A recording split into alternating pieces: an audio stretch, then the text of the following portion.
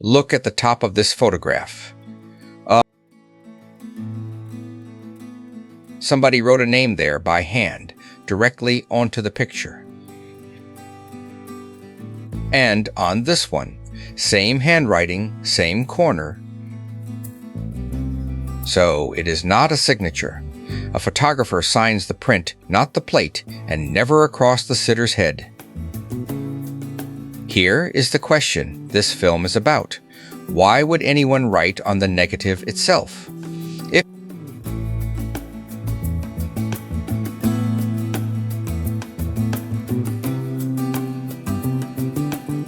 Because this was never a portrait. It was stock. These plates belong to a picture agency in New York. And an agency sells photographs to newspapers. A newspaper cannot print a face, it cannot name. So the name is not a caption, it is the product. Which is why it was written where it could never come off, on the glass, before the print was ever made.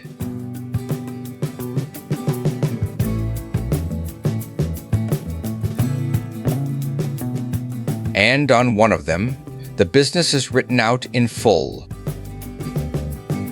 Copyright 1911 by George Grantham Bain, scratched across the bottom of a man's portrait. So the picture carries its own invoice, the face, the name, and the claim of ownership, all on one sheet. And the sheet is glass, not film. The catalog records it the same way for almost every plate in this film. One negative, glass, 5 by 7 inches. A few are larger, 8 by 10, for the ones worth more glass. Now think about what that means for the writing. You are not marking paper. You are marking the master. Every print that ever came off this plate carried the name with it, because the name was part of the image.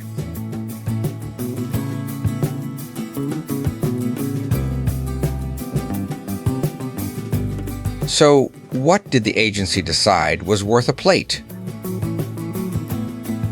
Ballplayers, by the dozen, named, posed, and filed by team.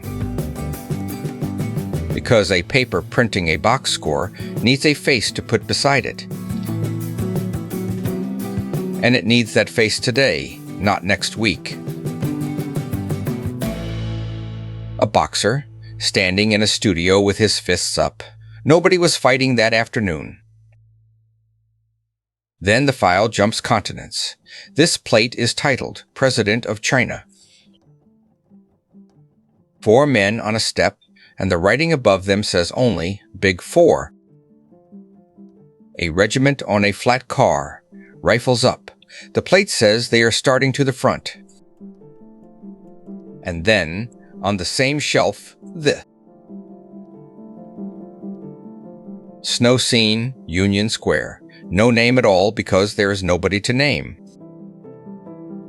New Manhattan Bridge. Still no name. But the writing is there anyway, in the same hand, in the same corner. How? Mineola Courthouse. A building on a slow day, filed like a person. Which tells you the rule was never about faces. It was about retrieval. Whatever came back from the street had to be findable in a drawer, in a hurry, by somebody who had not been there.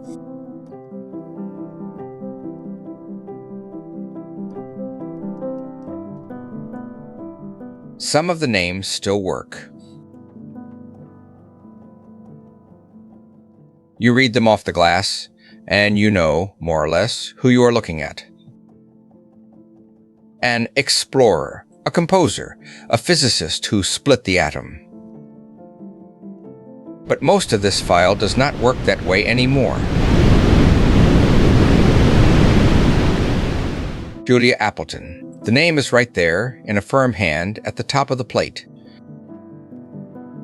Catherine Sands, and beside it, in brackets, a married name. Someone corrected the file. Mary E. Foy.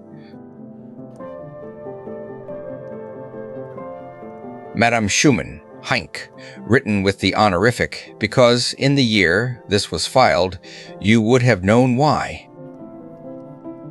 3 surnames on one plate in a row with no first names and no explanation. Conway, Cameron, Patterson.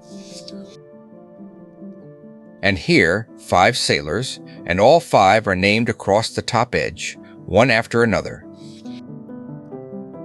Someone stood on a deck and took down 5 names so a newspaper could print them. Then nobody printed them.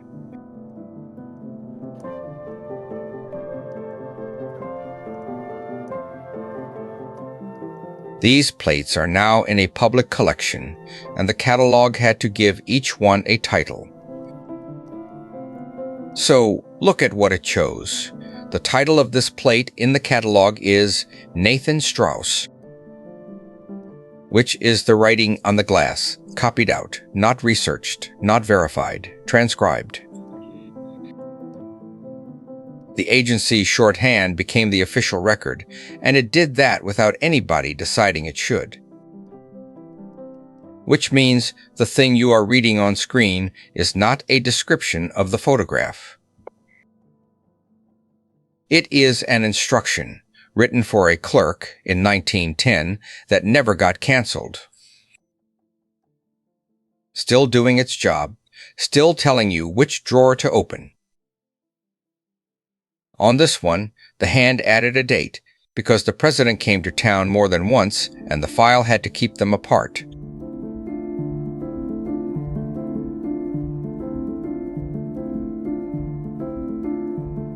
So this is what a name written for money looks like 100 years later. It outlasted the newspaper it was written for because newspapers close. Then it outlasted the agency that wrote it. And in most cases, it outlasted the reason anyone wanted the picture at all. Nobody is filing a photograph of this cyclist today. So what is left is the arrangement itself, a face and a word for finding it. Not a memory, a label, and the difference matters because a memory needs somebody to hold it and a label does not.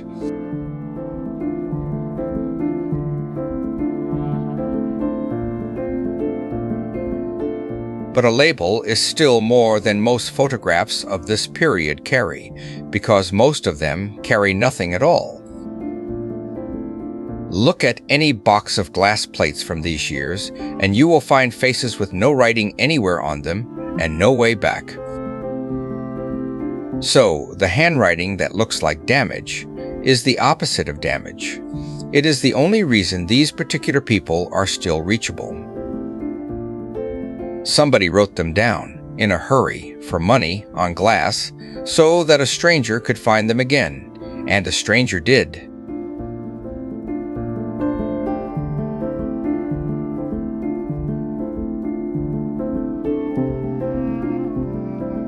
If their story stayed with you, subscribe to Lost and Found Archives and help keep them from being forgotten. New faces from before living memory.